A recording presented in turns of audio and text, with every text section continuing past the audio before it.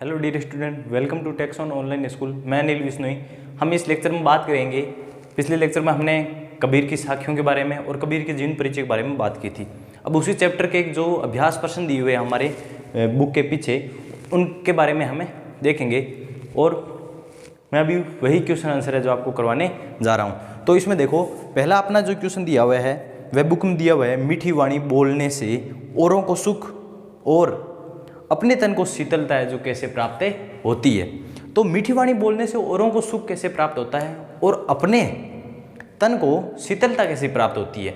तो कबीरदास चैप्टर के अनुसार ये कबीरदास जी कहते हैं, जब आप दूसरों से मीठी भाषा में क्या करते हो, बात करते हो या मीठी भाषा का उपयोग करते हो, तो उन्हें आपसे कोई शिकायत नहीं रहती है। वे सुख का अनुभव करेंगे।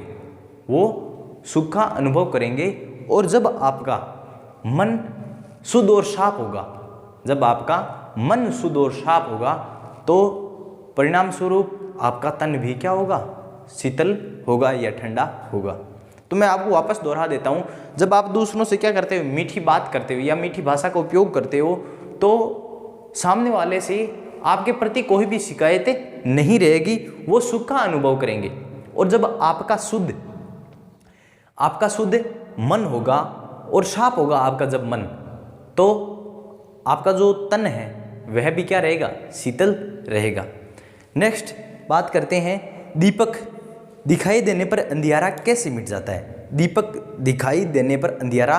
मिट जाता है, साखी के संदर्भ में स्पष्ट कीजिए।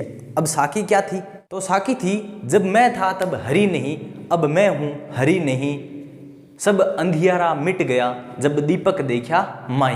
तो कबीरदास जी, दीपक से तात्पर्य यह है कि जो दीपक है वो ईश्वर के समान है, अर्थात कि दीपक का जो तात्पर्य है वो ईश्वर के दर्शन से है, तथा अंधियारे का जो तात्पर्य है वो किससे है, अज्ञानता से है, अज्ञान से है।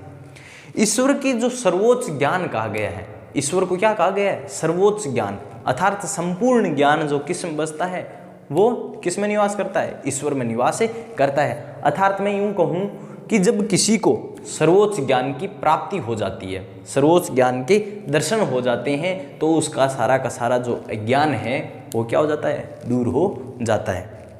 ठीक है, आगे बढ़ते हैं तीसरे क्वेश्चन की ओर। तो ईश्वर कण कण में व्याप्त है, व्याप्त मतलब बसे हुए हैं या कण कण में उपस्थित है, पर हम उसे क्यों नहीं देख पाते। हाँ, ये बात सही कही है कि ईश्वर जो है वो कण कण में विद्यमान है, लेकिन हम किस कारण नहीं देख पाते? सटीक आंसर है अज्ञानता के कारण। हम ईश्वर को जान नहीं पाते हैं, उनकी महत्ता के बारे में, उनकी कीर्ति के बारे में, अखंडता के बारे में हम उन्हें जान नहीं पाते हैं। और हम उस अज्ञान के कारण उन्हें कहाँ ढूंढते हैं, हम उन्हें मंदिर, मस्जिद, तीर्थों में हैं उनको ढूंढते हैं। इसलिए कहा गया है कि ईश्वर तो कहाँ है, कण कण में व्याप्त है। तो आगे का क्वेश्चन चलते हैं। हाँ, तो हम बात करने वाले थे, आगे वाला जो क्वेश्चन है वो ये कह रहा है कि संसार में सुखी व्यक्ति कौन है और दुखी कौन है। संसार में सुखी व्यक्ति कौन है और दुखी व्यक्ति कौन है।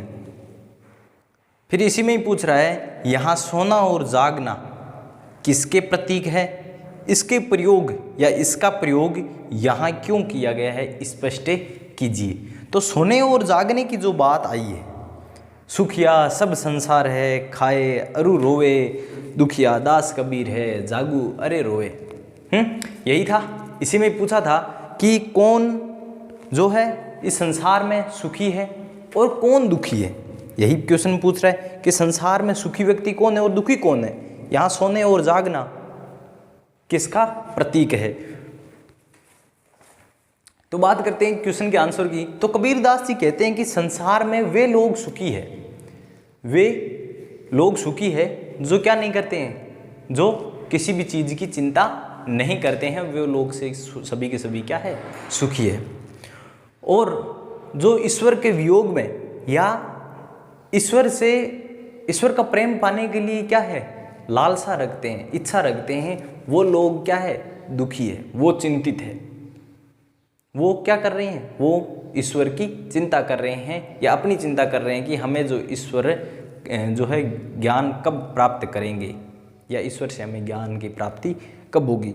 और इसी में पूछा है कि यहाँ सोना और जागने का क्या तात्पर्य है। तो सोने का जो तात्पर्य है वो अज्ञानता से है। वो किस कारण सो रहे हैं, वो अज्ञानता के कारण सो रहे हैं, ईश्वर को वो समझ नहीं पा रहे हैं। और जागना, जो लोग जाग रहे हैं वो क्यों, क्योंकि वो ईश्वर का क्या पाना चाहते हैं, वो ईश्वर का प्रेम पाना चाहते हैं। अर्थात सोना का तात्पर्य है अज्ञान से और जागने का तात्पर्य है ईश्वर प्रेम या ईश्वरीय प्रेम। फिर इसी में ही पूछा है कि इसका प्रयोग यहाँ क्यों किया गया है। सोने और जागने का प्रयोग है जो यहाँ इस साखी में क्यों किया गया कि सुख या सब संसार है। क्योंकि कुछ लोग अपने अज्ञान के कारण बिना चिंता के सो रहे हैं। किस कारण, अज्ञान के कारण बिना चिंता के सो रहे हैं। और कुछ लोग ईश्वर को पाने की आशा में सोते हुए भी जाग रहे हैं। अर्थात वो ईश्वर, ये जो प्रेम है उसको पाना चाहते हैं। फिर आगे का जो अपना क्वेश्चन है, अपने स्वभाव को निर्मल रखने के लिए कबीर ने क्या उपाय सुझाया है। तो आया था ना, निंदक के नेड़ा राखिए आंगणी कुटी बंधाई। निंदक के नेड़ा राखिए, जो निंदा करने वाला होता है उसको हमेशा जहाँ तक हो सके पास में रखने का प्रबंध करना चाहिए। बिन साबन पानी बिना निर्मल करे सुहाई, यही था अपना, इसी में ही से है जो क्वेश्चन किया गया है। तो मेरा आंसर ये होगा कि कबीर ने निंदा करने वाले व्यक्तियों को अपने पास रखने का उपाय सुझाया है। वो इसलिए सुझाया है क्योंकि उनके द्वारा हमारी जो निंदा की जाती है, हमारी जो गलतियां बताई जाती है, हम उन गलतियों को, हम उन त्रुटियों को सुधार कर बिना पानी और बिना साबुन के हम अपने चरित्र को, अपने तन को और मन को है जो क्या कर सकते हैं, पवित्र कर सकते हैं। यही पूछा है इसके अंदर। तो अपने चरित्र को हम क्या कर सकते हैं, निर्मल कर सकते हैं। फिर आगे एक असीर पीव का पढ़ेसु पंडित होए। पढ़ेसो पंडित होए, पंडित का यहाँ मैंने पहले भी साखियों में बताया था, पंडित का मतलब ज्ञानी। तो पंडित होए, इस पंक्ति द्वारा कवि क्या कहना चाहता है। आया था ना पीछे, पोथी पढ़ पढ़ जगमुहा पंडित भयानक कोई, ऐसे असीर प्रेम का या पीव का पढ़ेसु पंडित होए। तो इस पंक्ति में कवि ईश्वर प्रेम को महत्व देते हैं और कहना चाहते हैं कि ईश्वर प्रेम जो है या ईश्वर का जो प्रेम है, उस प्रेम का आपको यदि एक अक्षर ही मिल जाए या एक अक्षर ही आप जान लो तो आप क्या बन सकते हो, तो आप पंडित बन सकते हो। ऐसा कौन कहते हैं, ऐसा इस साखी के अनुसार कबीर कह रहे हैं।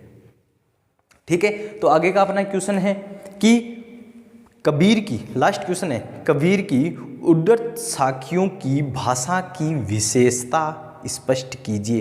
कि कबीर की जो ऊपर जितनी भी, पीछे जितनी भी साखियां दी है, साखियों की भाषा की जो विशेषता है, उनमें ऐसी क्या विशेषता है उनको बताइए। तो कबीर की जो भाषा है वो हमने पहले परिचय में जो है जाना था कि उन्हें पंचमेल खिचड़ी, सधुगढ़ी भाषा, पंचमेल भाषा कहा जाता है। और ये लोगों में है जो फेमस भी है या लोक प्रचलित भी हम कह सकते हैं। अब इनकी जो भाषा है उस भाषा को द्विवेदी जी ने एक अच्छा सा इन्हें उपाधि दी है जो आपकी बुक में नहीं है। इन्हें वाणी का डिक्टेटर है जो घोषित किया गया, वाणी का डिक्टेटर। तो हम थोड़े आउट ऑफ एरिया चले गए। अब हम बात करेंगे वापस उसी क्वेश्चन की ओर कि इनकी भाषा की जो विशेषताएं हैं वो क्या है। तो विशेषता, कबीर की साखियों में अनेक भाषाओं का प्रभाव है जो स्पष्ट रूप से देखने को मिलता है। जैसे उसमें हमने राजस्थानी, पंजाबी, भोजपुरी ये देखे थे एक जीवन परिचय में। वही भाषाएं हैं जो इनकी साखियों में मिलती है। और इनकी साखियों में विशेषताएं ये है कि भावना की अनुभूति होती है, भावना की अनुभूति होती है प्रत्येक शब्द में। उनके भाव जो है रहस्यवादिता बताते हैं, रहस्यवादिता इनकी एक विशेषता है। फिर साथ ही साथ जीवन का जो संवेदनशील संस्पर्श है वो इनकी साखियों में देखने को मिलता है, संस्पर्श। एवं इनकी भाषाओं में क्या है, सहजता एवं सरलता भी है, एवं इनकी जो शैली है वो भी क्या है, प्रभावशाली है। तो आगे जो क्वेश्चन है वो जो भाव स्पष्ट करने के लिए बोल रहे हैं, बिरहे भूगुम तन बसे मंत्र ने लागे कोई। वो जो सांप वाला जो उदाहरण बताया था। फिर कस्तूरी कुंडली बसे मृग ढूंढे वनमाई, वो आप पीछे लेक्चर में ये देख लेना कि कस्तूरी है जो पूरे वन में जो हिरण है वो घूमता फिरता है। उसी प्रकार जो मनुष्य है वो भी क्या है, ईश्वर से ज्ञान मंदिरों में मस्जिदों में ढूंढते हैं। जब मैं था तब हरि नहीं, अब मैं हूँ हरि नहीं। अहंकार के बारे में बता रहा है कि जब अहंकार और ईश्वर का निवास एक साथ नहीं हो सकता। जब तक अहंकार रहेगा तब तक ईश्वर है निवास नहीं होंगे। और जब ईश्वर का वास हो जाएगा हमारी आत्मा में तो अहंकार खुद ब खुद क्या हो जाएगा, मिट जाएगा। फिर पोथी पढ़ जगमुआ पंडित भया ने कोई हैं, ऐसे आशीर या ऐसे असीर पीव का पढ़े सुपंडित हुई। कि बहुत बड़े बड़े पोथियाँ पढ़कर है जो पंडित है क्या हो गए, मर गए हैं, लेकिन कोई भी पंडित नहीं बन पाया है। कोशिश बहुत ने की लेकिन कोई भी पंडित नहीं बन पाया है। यदि आप ईश्वर के महत्व को हैं, ईश्वर प्रेम को महत्व देते हुए कहना चाहते हैं कबीर की ईश्वर प्रेम का एक अक्षर ही किसी को पंडित बनाने के लिए क्या है, काफ़ी है या सक्षम है। फिर भाषा अध्ययन में ज़्यादा कुछ नहीं दिया है। इनके है जो शब्द उदाहरण के पाठ में निम्नलिखित शब्दों प्रचलित उदाहरण के रूप में दीजिए या अनुसार लिखिए, कुछ नहीं है। तो इतने क्वेश्चन है जो आप अच्छे से कीजिए। Best of luck.